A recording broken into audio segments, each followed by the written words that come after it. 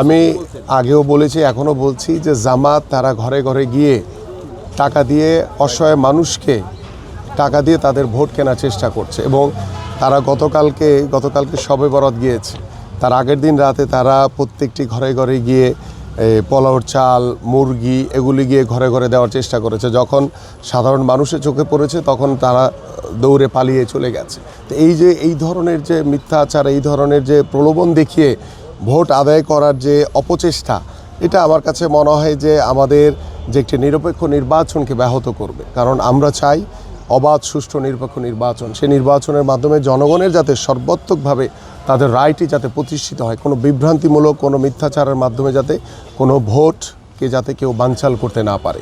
আমরা চাই, ইতিমধ্যে আমরা রিটার্নিং কর্মকর্তা এবং আমাদের যে নির্বাচন কমিশন তাদেরকে বিষয়গুলো অবগত করা হয়েছে এবং আমাদের কেন্দ্রীয় দপ্তরেও কিছু বিষয় অবগত করা হয়েছে, যেটা আনুষ্ঠানিকভাবে নির্বাচন কমিশনের সাথে আমাদের যারা নেতৃবৃন্দ রয়েছেন তারা কথা বলছে।